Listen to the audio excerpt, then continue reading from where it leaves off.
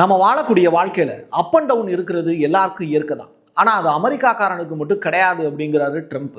அதை மெய்ப்பித்து காட்டக்கூடிய வகையில் ஐக்கிய நாடுகள் சபையவே நான் கலைக்க போகிறேன் அப்படின்னு அவர் அரைகுரல் விட்டிருக்கார். அப்படி சாத்தியமா பிரசாத் அப்படின்னு கேட்டால் அதைத்தான் இந்த வீடியோவில் டீட்டெயிலாக பேச போகிறோம். ஈரானுக்கு 3 நாட்கள் கெடு விதிச்சிருக்காங்க. ஈரானுக்கே கெடு விதிக்கக்கூடிய அளவுக்கு சக்தி வாய்ந்த மனிதர் யாரா இருப்பா? வரும் 27ஆம் தேதிக்குள்ள ஒரு சம்பவம் ஒன்று காத்திருக்கு. அது யாருக்கான இறுதி ஆப்பு அப்படிங்கிறத தான் வீடியோக்குள்ளே பார்க்க போகிறோம். ரொம்ப இன்ட்ரெஸ்டிங்கான வீடியோ, ஏகப்பட்ட இன்ஃபர்மேஷன் இருக்கக்கூடிய வீடியோ, மிஸ் பண்ணாமல் பாருங்கள். வாங்க பார்க்கலாம் உறவுகளே. இது பிரசாத் சிக்னேச்சர். சென்னையோட மற்றொரு அடையாளம் M1 மொபைல் ஷோரூம். உலகத்தரம் வாய்ந்த மொபைல்களை உள்ளூர் சந்தையில் கம்மியான ரேட்டுக்கு, அதுவும் ஆஃபரோட கொடுக்குறாங்க. வாரண்டியோட கேரண்டியும் கன்ஃபார்ம். எல்லா டைப் ஆஃப் மொபைலும் இங்கே வாங்கலாம். ஆன்லைன்லேயும் இருக்குது, ஆஃப்லைன்லேயும் வாங்கிக்கலாம். தொடர்புக்கு 7305258665 இந்த நம்பருக்கு காண்டாக்ட் பண்ணுங்க. உங்களுடைய தொழில் சம்பந்தமான விளம்பரங்களை நமது சேனலில் ஒளிபரப்ப உங்களுக்கான அருமையான வாய்ப்பு. G7 கேள்விப்பட்டிருப்பீங்க. பழைய மனிதர்களாக இருந்தீங்கன்னா G8 கூட கேள்விப்பட்டிருப்பீங்க. இப்போ நம்ம பார்க்க போற மிக முக்கியமான விஷயம், பிரிக்ஸ் உறுப்பு நாடுகளுடைய டிஜிட்டல் நாணயங்களை இணைப்பதற்கு நம்முடைய RBI ரிசர்வ் பேங்க் இப்போ ஒரு அறிக்கை ஒன்று முன்மொழிஞ்சிருக்காங்க. எல்லை தாண்டிய வர்த்தகம் மற்றும் சுற்றுலா பயணங்களை எளிதாக்கக்கூடிய வகையில் இந்த முன்மொழிவு 2026 பிரிக்ஸ் மாநாட்டினுடைய நிகழ்ச்சி நிரல்ல சேர்க்கணும் அப்படிங்கிறது இந்தியாவினுடைய ரெக்வஸ்ட். ஏன்னா பிரிக்ஸ் மாநாட்டை நடத்த போறதே நம்ம தான் 2026. அதற்கான ஓப்பனிங் கூட இப்போ ஜெய்சங்கர் அவர்கள் அந்த செரிமனியை நடத்தி காமிச்சாங்க இல்லையா? அந்த வீடியோவை நம்ம பார்த்துக்கணும். பிரிக்ஸினுடைய முக்கியத்துவம் அறிஞ்சு உலக நாடுகள் இப்போ அதில் உறுப்பினராக சேர்றாங்க.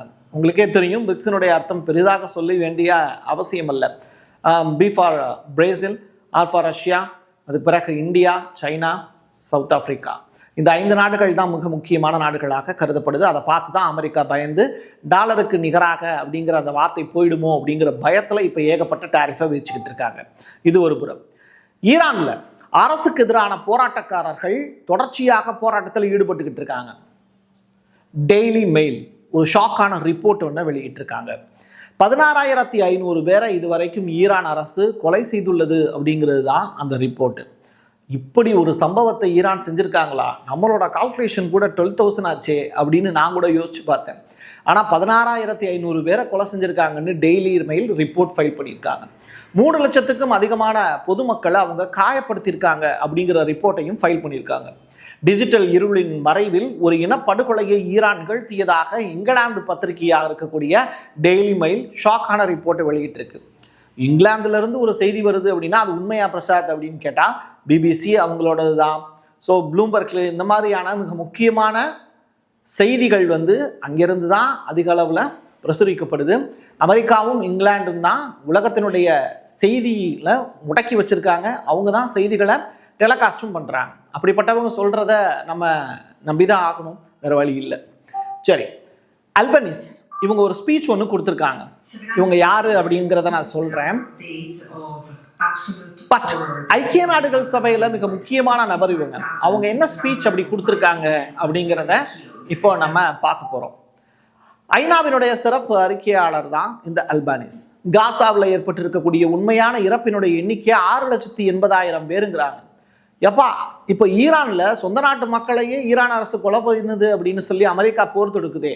அப்போ காசாவில் 6,80,000 பேரை இஸ்ரேல் கொலை பண்ணியிருக்காங்களே, அப்போ அவங்களுக்கு மேலே ஏன் தாக்குதல் நடத்த மாட்டாங்க மற்ற நாடுகள்? இந்த கேள்வி இயற்கையாக நமக்குள்ள வருது இல்லை? இது உறுதி அப்படின்னா குழந்தைகளுடைய எண்ணிக்கை மட்டும் அதில் 3,80,000 பேராக இருக்கலாம். காசாவில் இறந்து போன குழந்தைகளுடைய எண்ணிக்கை இவ்வளவு தொகையா? ஆச்சரியமாக தான் இருக்கு. இது அமெரிக்கா, இஸ்ரேல் இந்த 2 விஷயத்துக்கும் பொறுப்பேற்றுப்பாங்களா அவங்க அப்படிங்கிற கேள்வியும் இயற்கையாக நமக்குள்ள இருக்கு. சரி, இந்தியாவில் நடந்திருக்கக்கூடிய மிக முக்கியமான சம்பவத்தை தான் நம்ம பார்க்க போகிறோம்.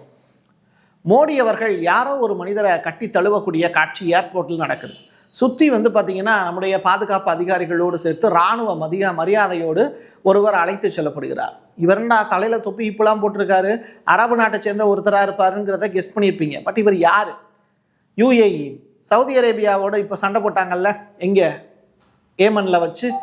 அப்படிப்பட்ட ஒரு நாட்டினுடைய தலைவரை தான் இப்போ இந்தியா வரவேற்றிருக்கு. ஐக்கிய அரபு அமீரகத்தினுடைய தலைவர் ஷேக் முகமது பின் சயீத் அவர் இந்தியா வந்திருக்காரு. இது ரொம்ப ரொம்ப இம்பார்ட்டன்ட் ஆனது. காசு இருக்கிறவனோட நம்ம நட்பு வச்சுக்கிட்டோம் அப்படின்னா பொருளாதார ரீதியாக எந்த விதமான பிரச்சனையும் இல்லை அப்படிங்கிறது உங்களுக்கு புரியாத விஷயம் ஒன்றும் கிடையாது. அந்த அடிப்படையில் யுஏஇ ரொம்ப காசு வச்சிருக்கிறவங்க. அப்படிப்பட்டவங்களோட இந்தியா இப்போ சில ஒப்பந்தங்களை கையெழுத்திட போகிறாங்க. அதில் பிரதமர் நரேந்திர மோடி அவர்கள் தான் சைன் பண்ண போகிறார். 23ஆம் புலிகேசியினுடைய கதை தெரியுமா உங்களுக்கு? இந்த இடத்துல எதுக்குடா நீ வடிவேலுடைய ஃபோட்டோவை கொண்டு வந்து வச்ச அப்படின்னு கேட்டிங்கன்னா அதில் சில விஷயங்கள் இருக்குது. விழுந்து விடாதேடா விக்ஷா அப்படின்னு சொல்லிட்டு 23ஆம் புலிகேசியில் ஒரு டைலாக் வரும்ல, அது மாதிரி தான் இப்போ யுஏஇயை கட்டி தழுவி முத்தமிட்டிருக்காரு நம்முடைய பிரதமர் நரேந்திர மோடி. இது நட்புறவை பலப்படுத்தக்கூடிய வகையில் நடப்பட்ட சம்பவமாக பார்க்கலாம். ஆனால் சவுதி அரேபியாவுக்கும் யுஏஇக்கும் இப்போ பிரச்சனையாக இருக்குது. இப்படிப்பட்ட சூழ்நிலையில் நம்மளுடைய சவுதியினுடைய உறவு பாதிக்கப்படுமோ அப்படிங்கிற ஒரு ஐயமும் நமக்குள்ளே இருக்குது. சரி பார்ப்போம். இப்போ லெபனானில் ஹிஸ்புல்லாவை ஒடுக்கிறதுக்கு சவுதி அரேபியா பெரிய நிதி உதவி செஞ்சுருக்காங்க. இப்போதான் சவுதிக்கும் நமக்கும் இடையில பஞ்சாயத்து ஆயிருமோன்னு பேசணும். ஆனால் சவுதி அரேபியா எல்லை தாண்டி சில விஷயங்களை செஞ்சுக்கிட்டு இருக்கு. லெபனான் அரசு, அங்கே இருக்கக்கூடிய அரசு நிலையற்ற அரசாக இருக்கு, அமெரிக்காவினுடைய பொம்மை அரசாக இருக்கு. அப்படிப்பட்ட அரசினுடைய பிரைம் மினிஸ்டராக இருக்கக்கூடிய ஜோசப் பவுனோட தான் இப்போ அவர் டைப் பண்ணி பேசியிருக்காரு. நான் நிதி உதவி கொடுக்குறேன், யாருக்கு? லெபனான் அரசுக்கு. ஆனால் நீங்கள் ஹிஸ்புல்லாவை வளர விடக்கூடாது. இதுக்காக தான் இஸ்ரேலை விட்டு அவ்வப்போது ஹிஸ்புல்லாவினுடைய ஆயுதங்கள் போன வாரம் கூட 60,000க்கும் மேற்பட்ட ஆயுதங்களை கைப்பற்றி இருந்தாங்க. அதையும் நீங்கள் மறந்துருக்க முடியாது. இப்படிப்பட்ட நிலையில் ஒரு வீடியோ ஒன்று வெளியாகுது. இது யார் பேசியிருக்கா அப்படிங்கிறத நான் சொல்கிறேன். பட் அவர் என்ன பேசியிருக்காருங்கிறத நம்ம மக்களுக்கு ப்ரூஃபோட சொல்ல வேண்டிய தேவை இருக்குது. அந்த வகையில் ஈரானுடைய IRIB அப்படிங்கிற அந்த செய்தி ஊடகம் வெளியிட்டு இருக்கக்கூடியதை தான் இப்போ நான் உங்களுக்கு பதிவு செய்கிறேன். சரியா? இப்ப பேசிக்கிட்டு இருக்கக்கூடிய இந்த நபர் யாருன்னா ஈரானுடைய சட்ட அமலாக்க படைகளுடைய தலைவர். சரியா?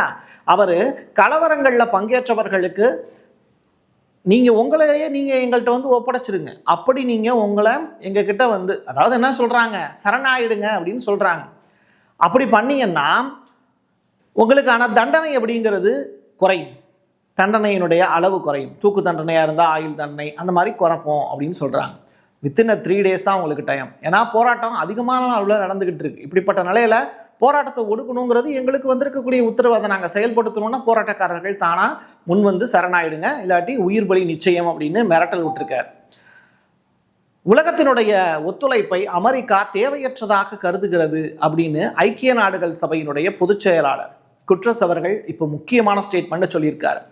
ட்ரம்ப் அவர்கள் ஐக்கிய நாடுகள் சபையை கலைக்கிறதுக்கான எல்லா வேலையும் செய்ய தொடங்கிட்டார். ஐக்கிய நாடுகள் சபையில் ஒரு நிரந்தர உறுப்பினராவதற்கான வாய்ப்பு இந்தியாவுக்கு கிடைக்குமான்னு எல்லாரும் எதிர்பார்த்துக்கிட்டு இருக்கக்கூடிய இந்த நேரத்தில் UN டோட்டலாக க்ளோஸ் பண்ண போகிறாங்க.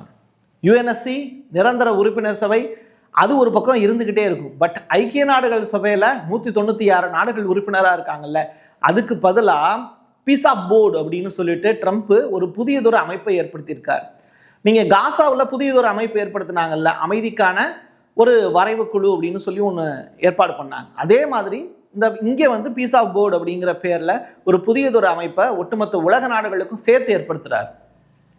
சர்வதேச சட்டத்தை விட தனது சக்தி தான் முக்கியம் அப்படின்னு அமெரிக்கா நம்புது. எனக்கு தெரிஞ்ச அளவில் ட்ரம்ப்பை விட அமெரிக்கா சக்தி வாய்ந்ததுன்னு அமெரிக்காவினுடைய US காங்கிரஸை இப்போ தூண்டி விட்டுருக்காரு குட்ரஸ். ஏன்னா அவருடைய வேலைக்கு ஆப்பா இடுதில்ல, அப்போ அவர் பேசத்தானே செய்வார். இதனால் வரைக்கும் குட்ரஸ் வந்து பேசாமல் இருந்தார், காசா பிரச்சனையை பற்றியோ ஈரான் பிரச்சனையை பற்றியோ. இப்போ புரியுதா நீ பேச வேண்டிய இடம் எங்கே அப்படின்னு? இப்போ உனக்கே உன் பதவிக்கே ஆப்புன்னு வந்தோன்னா இப்போ மட்டும் பேசுகிற தம்பி அப்படின்னு தான் இந்த வெள்ளை முடிக்காரரை பார்த்து நம்ம கேட்க வேண்டிய தேவை இருக்குது. ஐநாவினுடைய பாதுகாப்பு கவுன்சில் இனி உலகை பிரதிநிதித்துவப்படுத்துவது இல்லை, அது செயலற்றதாகிவிட்டது அப்படிங்கிறத அவரே ஒத்துக்கிட்டார். இதுக்கு மேலே ஐக்கிய நாடுகள் சபையை நம்ம பெருமை பொங்க பேசி எந்த பிரயோஜனமும் இல்லை. காரணம் என்னன்னா US எய்டு கட் ஆயிடுச்சு, ஆப்பிரிக்கா ஏஷியா உள்ளிட்ட நாடுகளுக்கு போகக்கூடிய நிதியும் கட் ஆயிடுச்சு. அப்போ ஐநா சபை செயலிழந்து போயிடுச்சுங்கிறது கன்ஃபார்ம். அமெரிக்காவிலிருந்து இறக்குமதி செய்யப்படக்கூடிய பயறு மற்றும் பருப்பு வகைகளுக்கு இந்தியா 30% பதிலடி வரியை கொடுத்துருக்காங்க. என் மேலே வரி விதிச்சு இல்லை, நான் திருப்பி வரி விதிக்கிறேன். ட்ரம்ப்பு மோடி கிட்ட பேசணும்னு துடிச்சாரு, பட் மோடி ஃபோன் எடுக்கல. மறுபடியும் மோடி ட்ரம்ப்புக்கு ஃபோன் அடிச்சாரு, அவர் எடுக்கல. இப்படிப்பட்ட நிலையில டாரிஃப் வாருங்கிறது 2 பக்கமும் நடந்துகிட்டு இருக்கு. அமெரிக்காவினுடைய USS லிங்கன் விமானம், யாரு ஆப்ரஹாம் லிங்கன் விமானம், அந்த போர்க்கப்பலோடு எங்கே வந்துருச்சு அப்படின்னா மலாக்கா அப்படிங்கிற நீரிணை பக்கத்தில் வருது. இந்த மலாக்கா நீரிணை அப்படிங்கிறது இந்திய பெருங்கடலையும் சேர்த்து காப்பாற்றக்கூடிய ஒரு வேலை. கடந்த ஒரு 20 நாட்களாக கடற்கொள்ளைங்கிறது அதிக அளவில் நடக்குது. சீனாவினுடைய கப்பல் வந்து பாதுகாப்புக்கு வந்து நின்றுச்சு. அப்படி இருந்தும் அதை ஒன்றும் செய்ய முடியல. இப்படிப்பட்ட சூழ்நிலையில் இந்த ஆப்ரஹாம் லிங்கன் கப்பல் வந்து நிற்கிது. அது காப்பாற்றுமா அப்படிங்கிறத பெரிய தேடுதல் இருக்குது. காரணம் என்னென்னா, இது மலேசியாவினுடைய வேர்டு. அதனால தான் இதுக்கு மலாக்கா அப்படிங்கிற நீரிணைன்னு அதுக்கு பேர் வச்சாங்க. ஒரு வருஷத்துக்கு 50,000க்கும் மேற்பட்ட கப்பல் வந்து இந்த நீரிணை வழியாக தான் போகுது. அதை காப்பாற்றக்கூடிய வேலையை இப்போ அமெரிக்கா கையில் எடுத்திருக்கிறதா சொல்லப்படுது. பார்ப்போம். அமெரிக்காவினுடைய பல உளவு ட்ரோன்கள் தற்போது ஈரானிய ஏவுகணைகள், ட்ரோன்கள் மற்றும் அணுசக்தி தளங்களை கண்காணிச்சிட்டு வருது அப்படிங்கிற செய்தி. வார் வரப்போகிறது கன்ஃபார்ம். அதுக்கான டேட்டு 27ஆம் தேதிக்குள்ள அப்படிங்கிறது தான் நான் இங்கே தகவலாக சொல்ல போகிறேன். இந்த வாரத்திற்குள் அதிபர் ட்ரம்ப் ஈரானுடைய உச்சத்தலைவர் கமெனி அவர்களை இலக்காக கொண்டு ஒரு இராணுவ தாக்குதலுக்கு அங்கீகாரம் அளிக்க முயற்சி செய்யலாம். ஏன்னா அவர் தான் பீஸ் அப்படிங்கிற வார்த்தை மேலே நம்பிக்கை இல்லையே. அப்போது போகிற நோக்கி தானே அவர் போவார். இதை பற்றி சொன்னது நான் கிடையாது, டான் ஷோபிரோ அப்படிங்கிற நபர். இவர் யாருன்னு கேட்டால் இஸ்ரேலுக்கான அமெரிக்காவின் முன்னாள் தூதர்.